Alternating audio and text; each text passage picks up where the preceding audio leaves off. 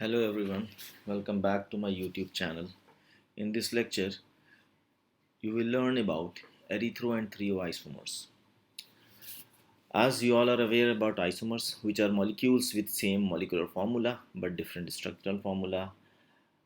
Some of the isomers, although they have a similar structural formula, they have different uh, activity towards the rotation of polarized light.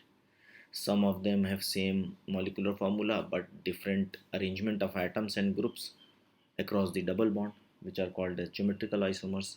Isomers which have different activity or different behavior towards plane polarized light, they are called as optical isomers. Similarly, in case of optical isomers containing chiral centers, there is another class of isomerism which is called as erythro and threo isomers.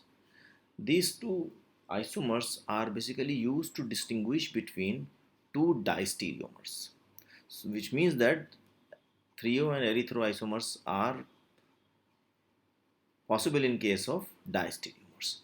The second thing is that they are possible or they exist in diastereomers containing two stereogenic centers and which are adjacent to each other. Like in these two examples, you can see there are four carbons 1, 2, 3, and 4, while out of these four, the two carbons, the carbon number 2 and carbon number 3, they are adjacent to each other and they both are chiral centers or stereogenic centers. So erythro and threo isomer exist only in case of diastereomers containing two adjacent chiral center or two adjacent stereogenic centers. Another important point to be remembered for these threo and erythro isomers is that they are possible in case of unsymmetrical molecule. As you can see in both these molecule, you cannot draw a line showing plane of symmetry because the two groups are different. On one side, carbon number 1 is CH3 while carbon number 4 is COH. So they are unsymmetrical groups. If these groups are symmetrical, we call them as mesoisomers. For example, if instead of CH3 we have COOH, then in that case we call it as D or L isomer, DL isomers. Or if in this case we have a COOH group over here and at the bottom also we have COH group, so in this case we can say that this molecule would have a plane of symmetry, so we call it as mesoisomer, symmetrical. But in this case, in the present case, these two molecules are unsymmetrical and therefore there exist erythro and threo isomers. So there are three conditions for erythro and threo isomers. For the first condition, it states that they are diastereomers. The second condition says that they have two chiral centers adjacent to each other. Adjacent chiral centers.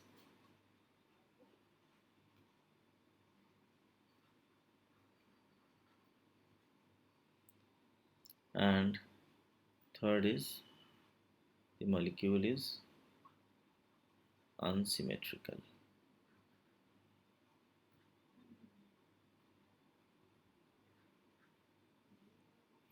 Based on these conditions, the following two examples can be represented as erythro and threo isomers.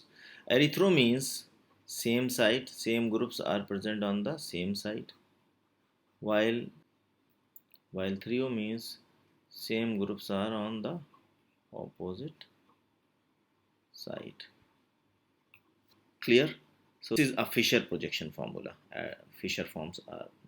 So for a Fisher form, it is very easy to identify between erythro and threo isomers. But the problem arises when you don't have a Fisher form, and most of the time in examination questions are asked in which instead of Fisher form the paper setter used to give you a Sawhorse projection formula or a Newman formula. So in case of a Newman formula, uh, in my previous lecture I have explained how to convert a Newman form into Fisher form or a vice versa, or a Sawhorse form into Fisher form and vice versa. So if in your exams a Newman projection formula is given, then there is no need to worry, just follow the rules. The first rule is rotate this carbon, the front carbon, by 180 degree.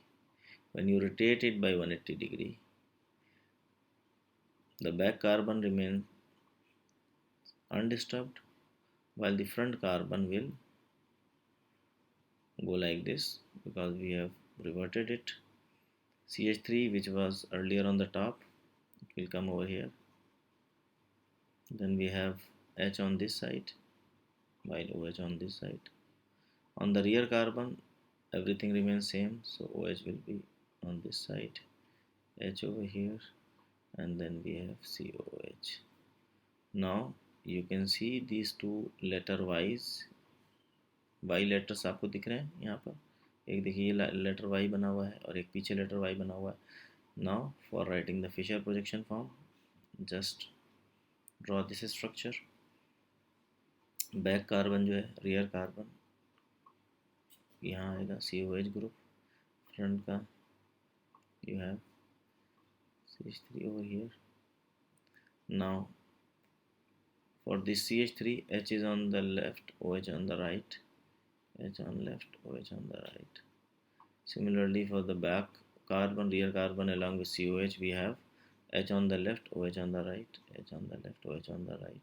Now since in this structure, again we have both the OH group on one side, so this is a erythroisomer. This is a erythroisomer. Same groups are on the same side. Next we'll see how we can convert a Sahars formula into Newman formula. Again in this formula you can see this is the back carbon, this one rear carbon, and this is the front carbon.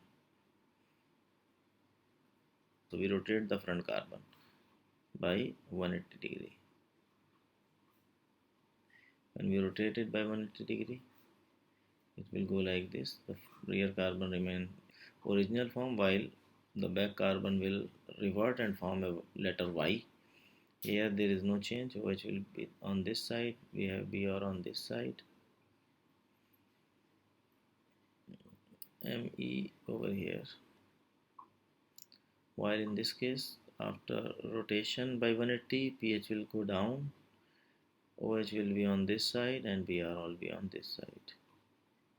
Next we'll write the Fisher form and write down the groups. In the rear carbon we have Me, then on its right we have Br, on its left we have OH. Then in the front carbon we have pH over here, then on the left we have Br, on the right we have OH. Since same groups Br are now opposite side, similarly OH is also on the opposite side, so this is a stereoisomer. So in this way you can easily convert the Sahars form or the Newman form into Fisher projection formula, and after getting a Fisher projection formula, it is very simple for you to identify the threo and erythroisomers. Thank you very much. Do like my video and subscribe my channel and wait for the next video.